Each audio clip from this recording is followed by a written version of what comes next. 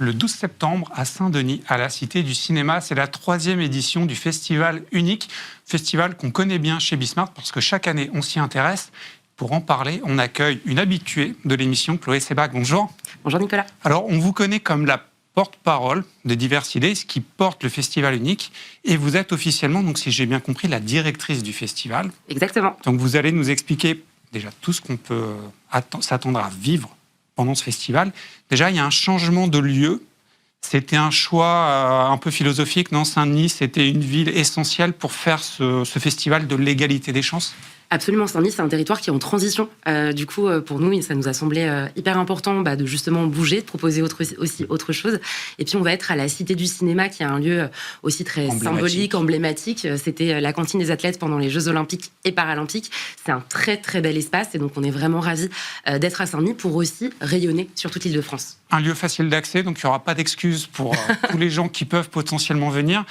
On y était l'an dernier avec Loïc Allec, on avait fait justement un reportage pour l'émission Inclusion for Change. Comment on pourrait définir unique? Parce que nous, l'impression qu'on a eue, c'est que c'est déjà une grosse fête, en fait. Ouais, c'est ça. Donc, comment vous le définiriez, vous, pour les gens qui ne connaissent pas encore?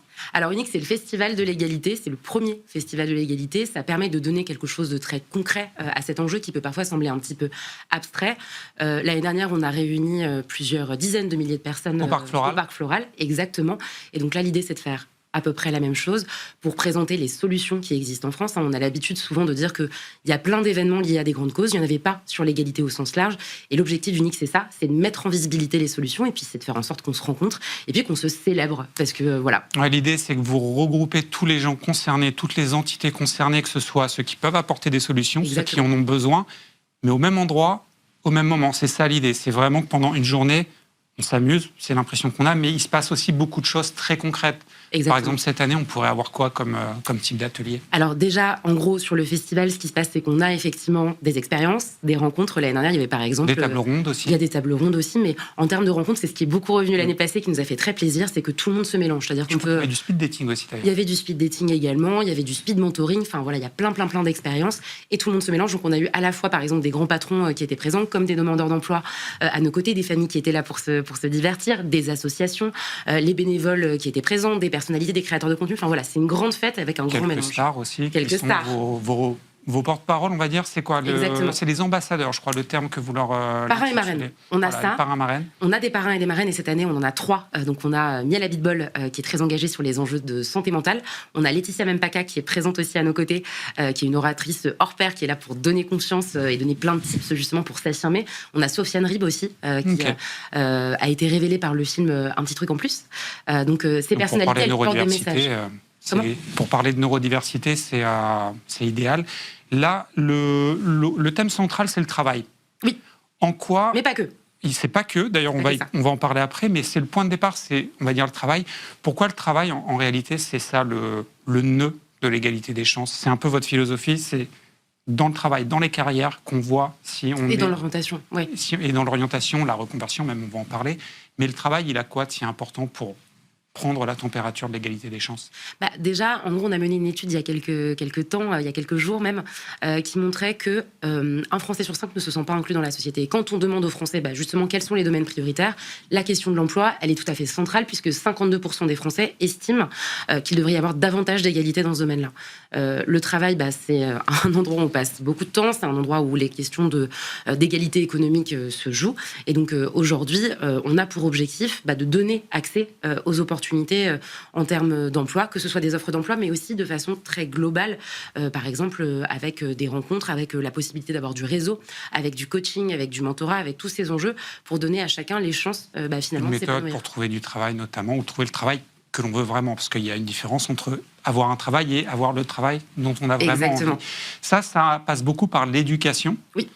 Ce qui se passe avant de rentrer sur le marché du travail. Ça, comment c'est abordé le 12 septembre au festival? Alors, dans le cadre du festival, il va y avoir justement ces expériences, et donc on va avoir du mentorat avec, par exemple, AXA, qui va réaliser ça avec pas mal d'associations. À l'attention de jeunes, c'est ça? Exactement, à l'attention de jeunes. Donc, par exemple, AXA mobilise des membres de son COMEX pour avoir des discussions avec les jeunes. Des gens qualifiés pour le faire. Tout à fait. Et puis qui peuvent aussi donner le bon conseil. Enfin, moi, je suis persuadée qu'une rencontre, ça peut tout changer à un moment. Ça peut permettre d'inspirer. Et donc, avoir un échange de 15-30 minutes avec un mentor, ça peut jouer un rôle déterminant dans une carrière, dans son futur. Ça peut casser un blocage psychologique en se disant c'est trop loin de nous. Et en fait, la personne, elle est quasiment comme nous, elle peut avoir les mêmes préoccupations. Il y a une question aussi clé, j'ai vu dans le programme, c'est la reconversion. Oui. Et c'est vrai que ça, j'imagine que quand vous pensez à inclure une grande partie reconversion, c'est à cause de toutes les évolutions du travail actuel. Exactement. Qui font qu'en fait, les carrières changent. Donc Exactement. Ça, c'est un levier d'égalité, c'est de savoir changer de travail.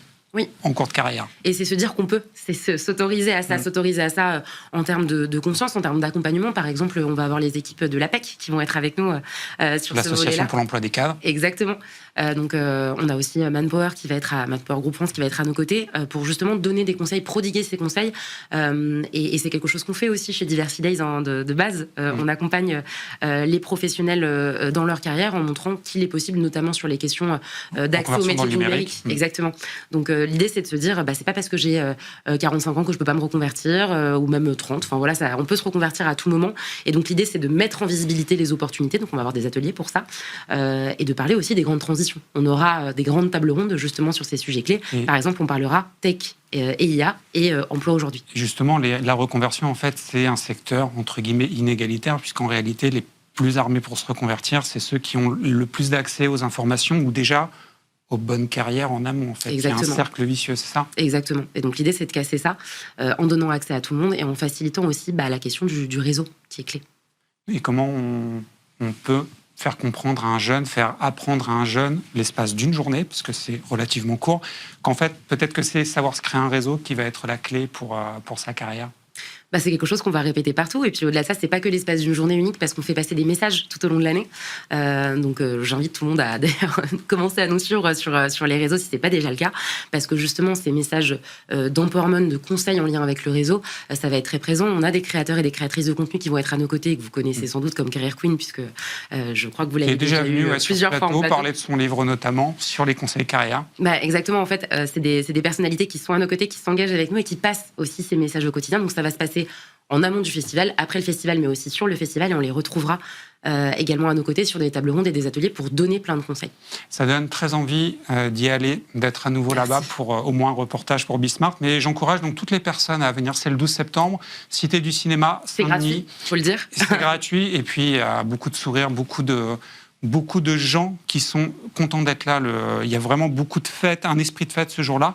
Bravo Chloé Sebag et Diversity Days pour organiser cet événement. Et puis je pense qu'on refera un point juste avant le festival avec pour savoir quelles sont les grandes tendances juste avant le point de départ. Merci Chloé. On va parler d'un sujet annexe dans le grand entretien qui suit, le contrat social. Ça fait partie de l'égalité des chances. On en parle avec une experte. Elle est directrice de la prospective et de l'innovation RH chez Malakoff Humanis.